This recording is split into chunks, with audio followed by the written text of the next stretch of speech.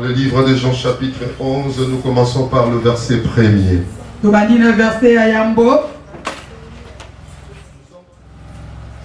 Il y avait un homme malade. Lazare de Béthanie.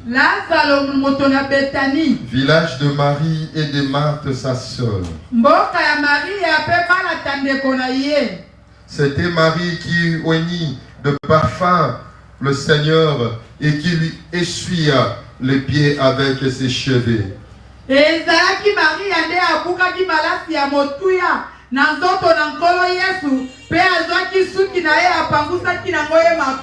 C'était son frère Lazare qui était malade. Le sœur envoyèrent dire à Jésus: Seigneur.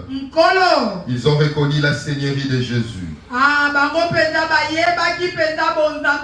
Autrefois ils étaient de pécheurs. Autrefois ils étaient en train de mener leur vie, une vie de péché, de désordre.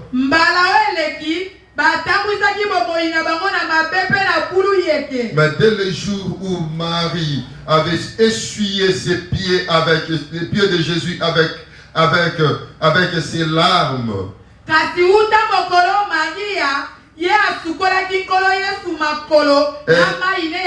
elle avait fait de Jésus-Christ son Seigneur. Elle n'avait pas seulement fait de Jésus-Christ son Sauveur, mais elle avait aussi fait de Jésus-Christ comme étant son Seigneur. Voici celui qui aimait. Voici celui que tu aimes est malade. La sœur envoyait dire à Jésus: Seigneur, voici celui que tu aimes est malade. Celui que tu aimes est malade. Elle est en train de marteler sur l'amour de Jésus sur Lazare. Et dans le verset 5, la Bible est en train d'épingler cela. Oh, là c'est le commentateur biblique qui dit: oh, Jésus aimait Marthe et sa sœur Marie. Et Lazare. C'est pour cela, lorsque Marie est entrée de supplier Jésus-Christ à venir et guérir son frère, il est en train de se référer à l'amour que le Seigneur avait pour eux. À l'amour que le Seigneur avait pour Lazare. Seigneur, voici celui que tu aimes est malade. Celui que tu aimes est malade. Ce n'est pas parce que le Seigneur t'aime que tu ne vivras pas de combat dans ta vie. Ce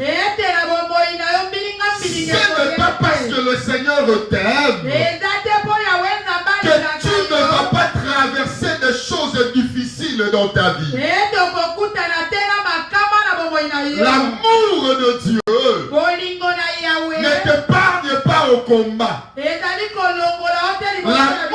de Dieu ne t'exclut pas aux difficultés. Parce qu'aujourd'hui, beaucoup peuvent aussi dire: comment moi qui ai reçu Jésus-Christ dans ma vie,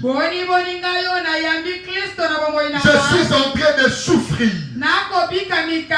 L'amour de Dieu ne t'exclut pas à la souffrance. Alléluia. Amen. Avant cela, j'aimerais que nous puissions encore prendre notre verset. Dans le livre de Psaume chapitre 34. Psaume 34. Nous commençons par le verset 20. Nous prenons seulement le verset 20. Le malheur atteint souvent le juste. Mais l'Éternel en délivre toujours. Passez-moi aussi le verset de Job. Je voudrais qu'avec un birin de fer, avec du plomb, et le fils pour toujours. Là, c'est Job qui est en train de parler. Je monte, je prends le verset 23. Oh, je voudrais que mes paroles fussent écrites. Qu'elles fussent écrites dans un livre. Je voudrais avec un birin de fer, avec du plomb, qu'elles fussent pour toujours. Gravé dans le roc. Mais je sais que mon Rédempteur est vivant. Et qu'il s'élèvera le dernier sur la terre. Quand ma peau sera détruite, il s'élèvera. Quand je n'aurai plus de chair, je verrai Dieu. Je le verrai. Et il me sera favorable. Mes yeux le verront. Et non c'est des nôtres. Mon âme languisse d'attente au-dedans de moi. Mon âme languisse d'attente au-dedans de moi. Vous direz alors, pourquoi le poursuivions-nous? Car la justice de ma cause sera reconnue. Craignez pour vous les glaives. Les châtiments par les glaives sont terribles. Et sache qu'il y a un jugement. Amen. Amen. Amen. Voilà. Je bénis le Seigneur pour ça. Qu'il plaise maintenant à Dieu de nous parler. Nous avons écouté les Écritures, mais qu'il lui plaise maintenant de nous parler. Amen, amen. Amen. Qui fit Job? Job n'était pas n'importe qui. C'est quelqu'un que l'Éternel avait rendu témoignage. C'est quelqu'un que le Seigneur aimait beaucoup. Bien aimé dans le Seigneur, l'Éternel lui a rendu même un témoignage auprès de Satan. C'est-à-dire, il faisait la fierté de Dieu. C'est quelqu'un que le Seigneur aimait beaucoup. Parce qu'il le craignait. Il s'est détaché du mal. Mais bien aimé dans le Seigneur. Et le diable avait aussi reconnu la prospérité, le pourquoi de la prospérité des gens. Il dit parce que tu l'as protégé, parce que tu l'as béni. Et le Seigneur l'avait protégé parce qu'il le craignait. Mais du fait qu'il craignait Dieu, cela ne lui avait pas exclu du malheur. Cela ne lui avait pas exclu du malheur. C'est pour cela lorsque le malheur t'arrive, n'abandonne jamais Dieu. Ne dis pas que le Seigneur t'a abandonné. Job souffrait, mais l'Éternel était toujours avec lui. C'est pour cela que Jésus a dit, voici je serai avec vous jusqu'à la fin du temps. Je serai avec vous. Il demeure fidèle à sa promesse. La Bible dit qu'il n'est pas un homme pour mentir, ni fils de l'homme pour se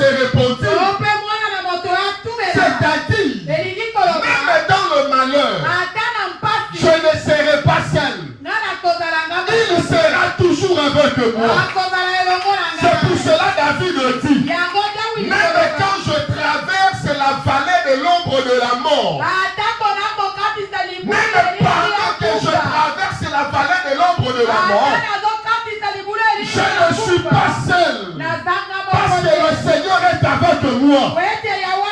Toi qui es en train de traverser la vallée de l'ombre de la mort, aujourd'hui l'Éternel te dit, ne crains point, tu n'es pas seul, même si tout le monde t'a abandonné, mais ton Créateur, ton Rédempteur ne t'a pas abandonné, il est toujours avec toi.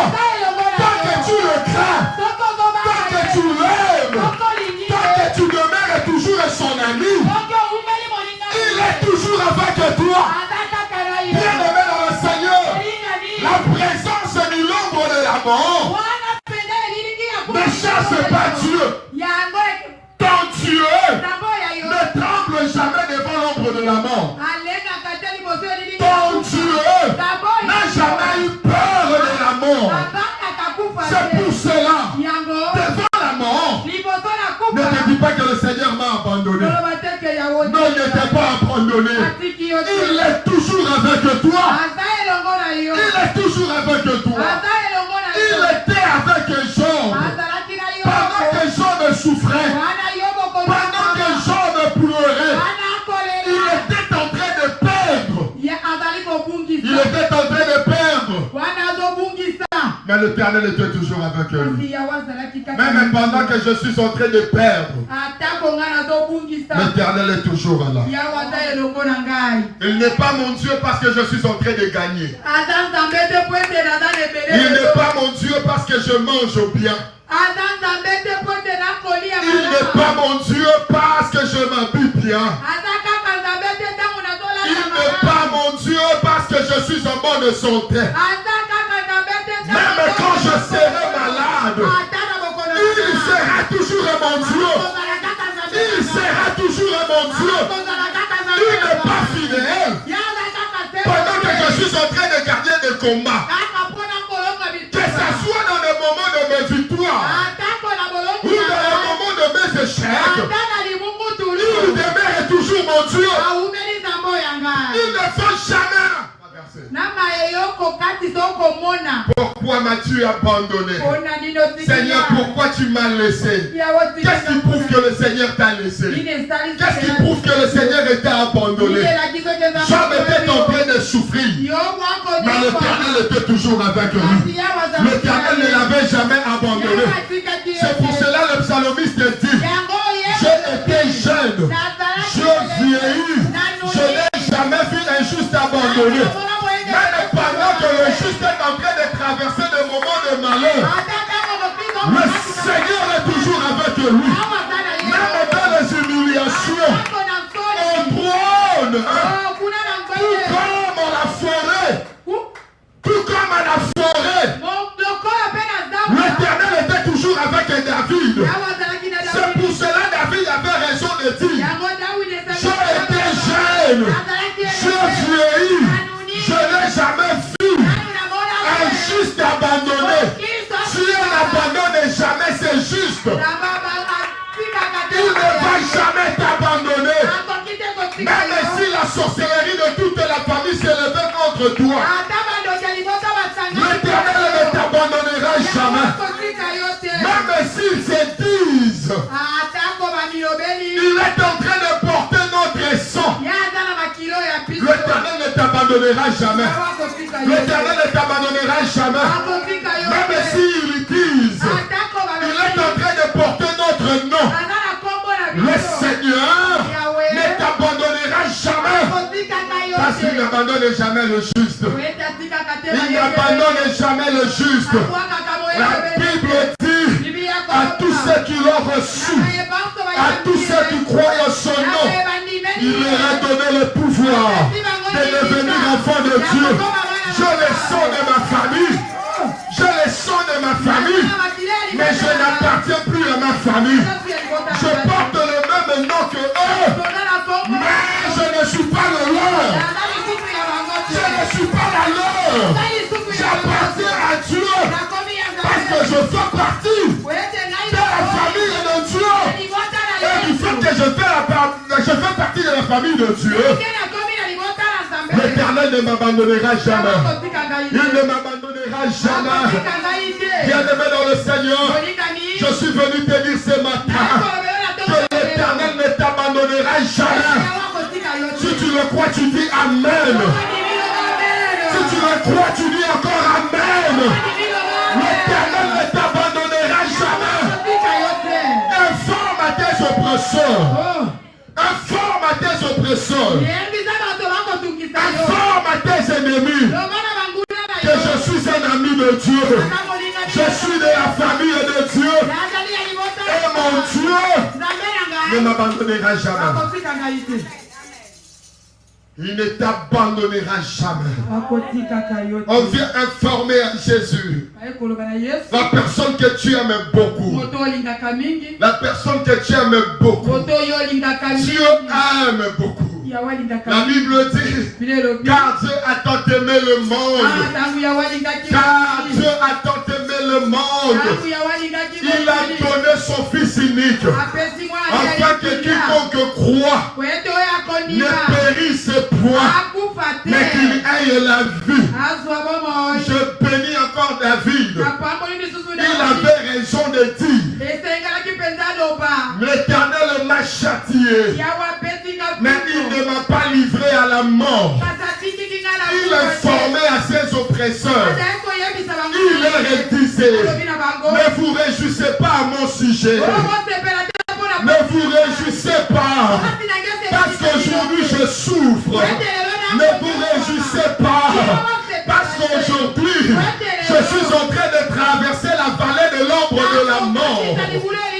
Ce n'est pas votre œuvre, mais c'est l'œuvre de mon Dieu. Il m'a châtié, mais il ne m'a pas livré à la mort. Personne ne peut te tuer. Personne ne peut t'ôter la vie. Du fait que tu as déjà reçu Jésus. J'ai Jésus en moi. Personne ne peut m'ôter la vie. La Bible dit, qui est celui qui peut condamner? Qui est celui qui peut encore condamner? C'est dont l'Éternel a déjà justifié. Qui condamnera les élus de Dieu? Personne ne peut encore te condamner. Ce que tu vis là, toi enfant de Dieu, toi ami de Jésus, ce que tu vis là, ce ne sont pas de voix réclamatives de ta famille. Ce ne sont pas de voix réclamatives de ta famille. Ce que tu vis là, ce n'est plus la malédiction de ta famille. La Bible dit, ce qu'il a connu d'avance, il les a appelés. Ce qu'il a appelés, il les a justifiés. Ce qu'il a justifiés, il les a glorifiés. C'est-à-dire, je ne suis plus sous la loi. Je ne suis plus sous la malédiction de ma famille. Je ne suis plus sous la malédiction de mon quartier. Parce que l'Éternel m'a déjà justifié. Aujourd'hui, si le malheur m'arrive, c'est l'œuvre de Dieu dans ma vie.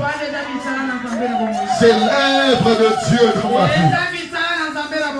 Si tu es d'accord avec moi, tu peux dire 3 fois Amen. Et tu acclames pour la gloire de Jésus.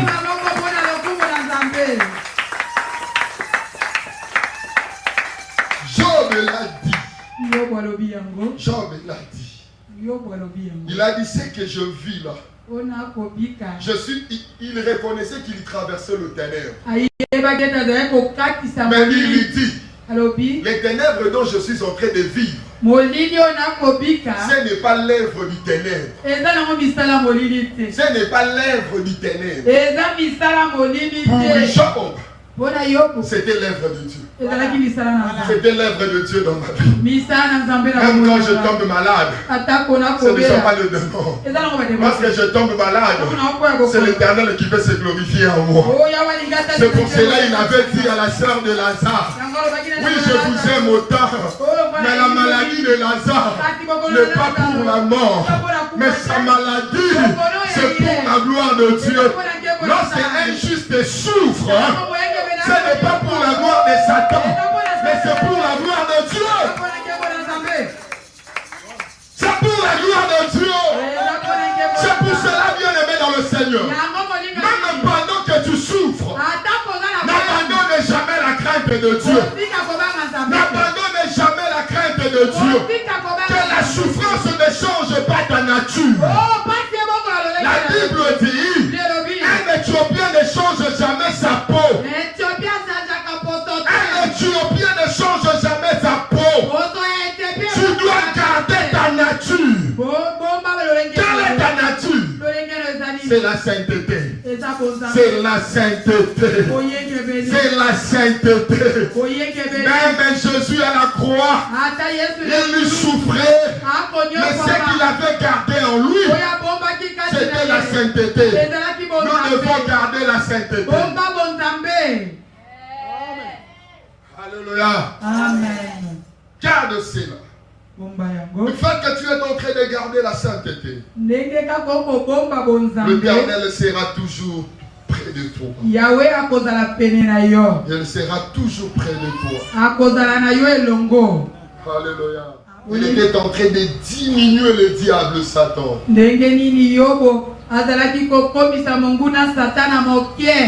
diminuait le diable. Il voulait lui montrer que ce que je vis là, ce n'est pas toi. Et en réalité, ce que Job vivait, ce n'était pas le diable, mais c'était la volonté de Dieu. Dans la volonté de Dieu, l'Éternel peut servir de l'ennemi.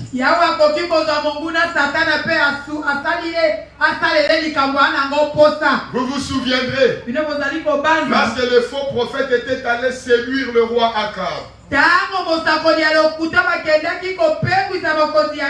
l'Éternel est là au trône. Il cherchait quelqu'un pour envoyer, pour séduire le prophète. Et un esprit impur s'est présenté devant Dieu. Il dit, Seigneur, je suis le mensonge. Je mettrai le mensonge dans la bouche de prophète. L'Éternel lui a dit, vas-y, parce que l'Éternel voulait châtier le roi. C'est pour cela il s'était servi de cet esprit-là impur. L'esprit impur est parti maintenant pour accomplir sa propre volonté, mais pour accomplir la volonté de Dieu. Comme dans la pensée de Dieu, Job ne veut pas mourir. Le diable pouvait tout faire. Et Job n'a rien pas beaucoup fait. Amen. Attaque bandina pour ma Job et vous allez possible. Tant que nous avons l'élection vallée de l'ombre de la mort. Tant que nous avons l'élection vallée de l'ombre de la mort. En tant que nous avons qui valent l'ombre de la mort. Ça quand on dit ah na lukakaye na salini na juillet et ça na pam. On dira jamais qu'on soit. Si nous lisons bien le psaume 23 là, vous verrez que le psalmiste est en train de dire que l'Éternel est mon, je ne manquerai, il me compte. C'est lui qui conduisait le psalmiste, non? Mais qui a conduit le psalmiste dans la vallée de l'ombre de la mort? Quand tu penses que lorsque tu marches avec Dieu, Dieu va te conduire à la lumière, il arrivera des moments où le Seigneur va toucher à la main. Il te fait traverser la vallée de l'ombre de. Il y a un homme de psalmiste. Quand je marche dans la vallée de l'ombre de la mort, je ne crains aucun mal, car tu es aveugle. Mais qui est celui qui me conduit? N'est-ce pas que celui qui est avec moi? C'est lui qui me conduit, non? Je ne suis pas arrivé là par hasard. Mais c'est parce que le Seigneur le veut. Aujourd'hui,